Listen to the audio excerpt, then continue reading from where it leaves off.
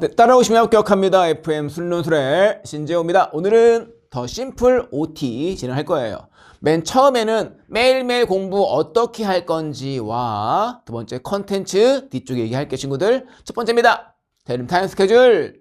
첫 번째 할 건 강의를 들어야겠지. 그럼 뭐 할 거예요? 복습도 해야 되고요. 우리 증명들까지 암기해야지 완벽한 대비를 할 수가 있습니다. 이 세 개를 어떻게 공부할지 알아보도록 할게요.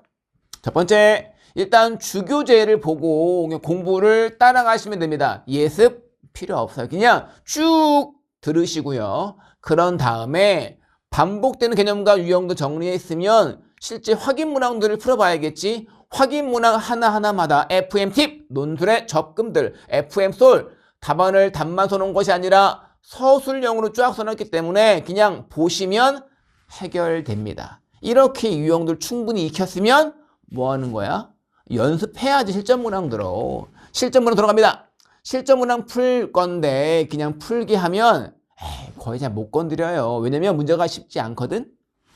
보통 이제 영상 과정 수업 중에 선생님이 문제 풀고 와라 한다면 딱 멈추고 여기에 시간 적혀 있어. 30분, 뭐 25분. 그동안 푸는 건데 시간이 길어도 문제가 한 문제여도 접근이 쉽지 않다. 왜냐면 논술은 헤비하기 때문에. 그렇다고 한다면 논술은 의도가 중요하기 때문에 그 의도 내용들 전부 선생님이 앞쪽에다가 FM 길잡이라는 데다가 다 적어놨어. 이럴 때 이렇게 접근하는 거예요. 이런 내용이 필요합니다 라고 해놓은 걸 적어놓은 걸 보시게 되면 훨씬 편하게 접근할 수 있겠지. 처음엔 이렇게 해야죠. 효율적으로.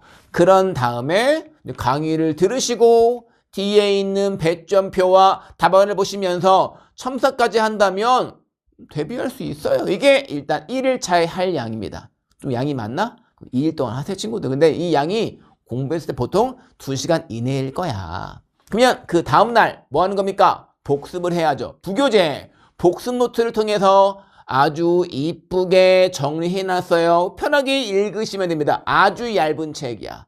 갖고 다니면서 쉬는 시간에 편하게 읽으시면 자연스럽게 체화됩니다. 논술을 많이 볼수록 중요한 거거든. 이렇게 정리하면 되겠다. 그런데 한 가지 좀 아쉬운 게 있습니다. 실전 문항, 그 헤비한 문항을 풀었는데 한 번 그냥 풀고 완벽한 서술이 아직 안 돼 있잖아요. 그럼 설명 들었으면 뭐가 필요하겠어?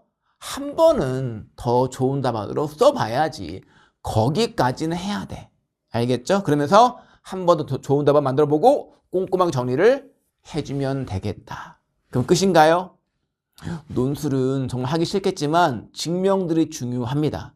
증명의 구조가 기출의 구조가 매우 흡사하기 때문에 증명들이 돼 있으면 논술이 엄청 편해집니다. 근데 맨 뒤쪽에 20개 증명을 정리해 놨으니 증명까지 완벽히 준비하게 되면 일단 우리는 보통 딱 3일 동안에 논술을 준비할 수 있겠다. 이거를 일주일마다 딱 3일을 투자하는 거야.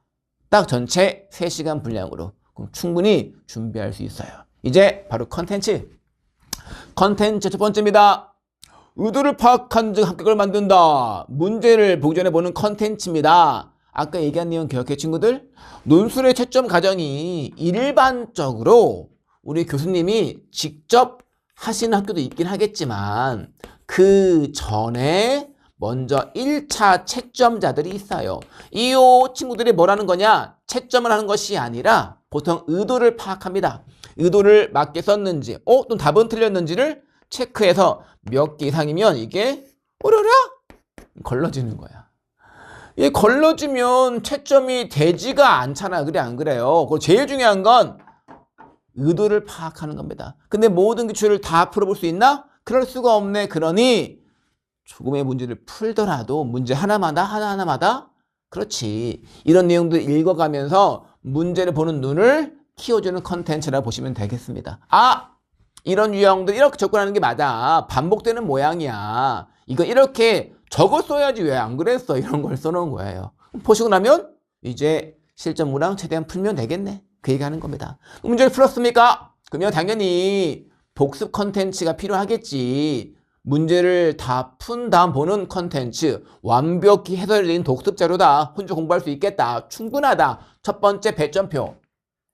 우리 학생들이 어려워하는 게 뭐예요? 내가 쓴 답안이 의도에 맞는지, 어디까지 써야 될지 고민하는데 다 배점표에 써 있어요, 친구들. 보통 선행평가 보고서 써 있는 건데 거기 자세히 써 있는 건 그대로 옮겨놨고요.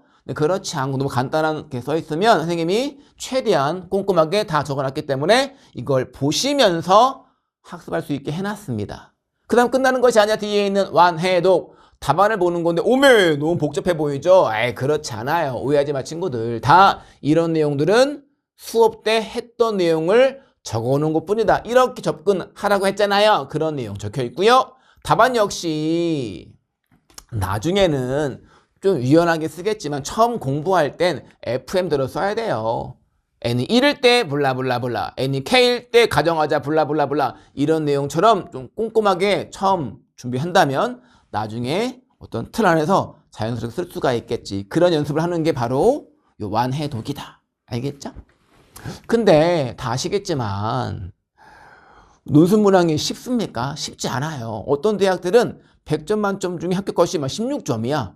그 문제가 쉽지 않은 건데 그럼 뭐가 필요해요? Q&A가 필요하다. 우리 친구들이 어려워하는 내용들 전부 다 Q&A에 올려주면 깜짝이야. 최대한 빠르게 답변 달아주도록 하겠습니다. 알겠죠? 이렇게 준비한다면 우리 친구들 딱 3가지야. 강의 꼼꼼하게 들어서 개념 정복 잘 해놓고요.